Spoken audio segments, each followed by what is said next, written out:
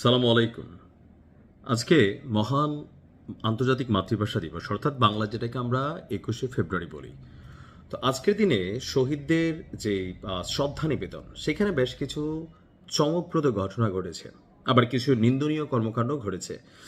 তো চমকপ্রদ ঘটনার মধ্যে জনাব তারেক রহমান, তিনি প্রথমবারের মতন আমরা দেখলাম যে ভাষা শহীদদের যে সমাধি আছে সেখানে তিনি পুষ্পস্তবক করেছেন, এবং একজন মুসলিম হিসাবে তিনার যেটা দায়িত্ব ছিল দোয়া করা, তো ফুল দেওয়ার পাশাপাশি তিনি দোয়াও করেছেন। আবার চমকপ্রদ ঘটনার আরেকটা পার্ট হচ্ছে, এতদিন যাবৎ বাংলাদেশ জামাত ইসলাম বা তাদের নেতাকর্মীরা কখনোই শহীদ মিনারে ফুল দিতে যায়নি, বাট এবার যখন গেলেন তখন সেখানে জামাত আমিরের সাথে বেশ কিছু ঘটনা ঘটেছে। বিশেষ করে সাংবাদিকদের মধ্যে এক শ্রেণীর সাংবাদিক আছে যারা সিচুয়েশন পাইয়া শফিক ভাইকে, প্রশ্নটা প্রথমে এরকম ছিল যে এত বছর তো আপনারা আসলেন না, এই যে আজকে যে আসলেন, তো এটা কি নাজায়েজ না?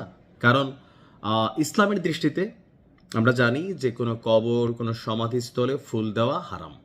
তো জামাত ইসলাম ইসলামের রাজনীতি করে, তো সেই কারণে তারা এতদিন বলতো যে এটা হারাম, কিন্তু আজকে যখন তিনি গেলেন, এখন এই বিষয়টাকে আসলে আপনি ধর্মীয় পয়েন্ট অফ ভিউতে কাউন্টার করবেন কিনা, এটা সুযোগ আছে কিনা। যেমন ধরেন, এই মুহূর্তে এই দেশে আমাদের বিএনপি যিনি চেয়ারপারসন আছেন বা বর্তমান প্রধানমন্ত্রী জনাব তারেক রহমান, তিনি বলছিলেন যে মদিনা সনদে দেশ চলবে, এরকম একটা কথা বলছেন। তো এখন এই দেশে কি মদের লাইসেন্স নাই? আছে তো। এদেশে কি পতিতালয় নাই? আছে তো। সরকারি লাইসেন্স করেই কিন্তু ওইগুলো তো চলছে। এখন বিষয়টা হচ্ছে কি, যে আপনি সব কিছু ধর্মীয় পয়েন্ট অফ ভিউতে, রাষ্ট্রের অনেক কিছু আপনি করা যায় না, বাট সেই কাজটার পরে আপনি আপনার যেই দায়িত্ব অ্যাজ এ মুসলিম, অথবা আপনি আপনার ধর্ম অনুযায়ী সেই কাজটা আপনি করলে হয়তো বা এটা প্রশ্নের বাহিরে চলে যায়। তো শফিক সাহেবকেই আজকে শহীদ মিনারে বেশ কিছু অপ্রীতিকর ঘটনার মুখোমুখি হতে হয়েছে। প্রথমত, তিনি যখন প্রথম প্রহরে কেন্দ্রীয় শহীদ মিনারে ভাষা শহীদদের প্রতি শ্রদ্ধা জানাতে আসলেন, তখন উত্তপ্ত পরিস্থিতির মুখে পড়েছিলেন তিনি।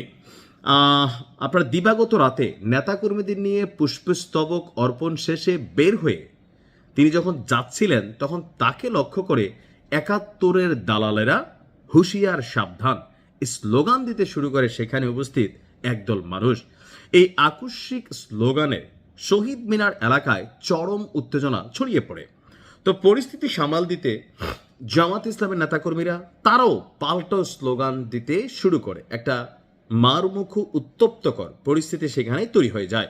প্রত্যক্ষদর্শীরা বলছেন যে শ্রদ্ধা নিবেদন শেষে যখন শফিক সাহেব তিনি মঞ্চের পেছন দিয়ে বেরিয়ে যাচ্ছিলেন, ঠিক তখনই একদল বিক্ষোভকারী তার পথ রোধ করার চেষ্টা করে এবং ৭১-এর ভূমিকার কথা তার মনে করিয়ে দেয় এবং তীব্র স্লোগান দিতে থাকে। এর প্রতিক্রিয়ায় জামাত এবং শিবিরের নেতাকর্মী তাৎক্ষণিকভাবে ভাষা সৈনিক গোলাম আজম লও লও লও সালাম স্লোগান দিয়ে পাল্টা প্রতিরোধ গড়ে তোলেন।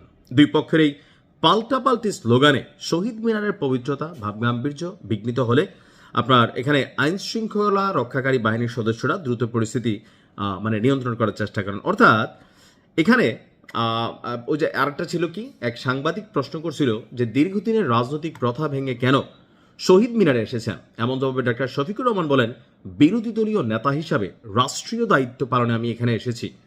আর জামাত ইসলাম এখনো ইসলামী শরীয়তে নাজায়েজ মনে করে কিনা এমন বিতর্কিত প্রশ্ন তিনি এড়িয়ে যান।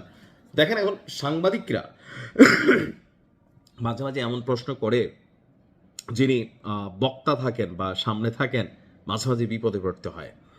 তো শফিক সাহেব কেন গেলেন? ওই যে রাষ্ট্রীয় দায়িত্ব পালনের জন্য তিনি সেখানে গেছেন। অ্যাজ এ মুসলিম হিসাবে আমিও ভাষা শহীদদের জন্য দোয়া করি, সেখানে হয়তো যাই, অনুষ্ঠান উপভোগ করি, কিন্তু আমি শহীদ মিনারে ফুল দেওয়া পছন্দ করি না। কিন্তু আপনি যখন একটা চেয়ারে বসবেন, আপনি যখন রাষ্ট্রীয় দায়িত্ব পালন করবেন, যে আমাদের সাবেক ধর্ম উপদেষ্টা আফম খালিদ ভাই একটা কথা বলছিল যে ৫ বার যদি হজ করে কেউ আসে, মাওলানা টাইটেল ডিগ্রিধারী যদি আসে, আর তিনি যদি এই রাষ্ট্র পরিচালনার কোনো চেয়ারে বসেন, তাহলে তাকেও মদের লাইসেন্স দিতে হবে। কারণ এক শ্রেণীর মানুষ মদ খায় না, মুসলিমরা, অমুসলিমরা তো খায়, তাদের অধিকারে আপনি হাত দিতে পারবেন না, তাদের ধর্মে এটা হালাল।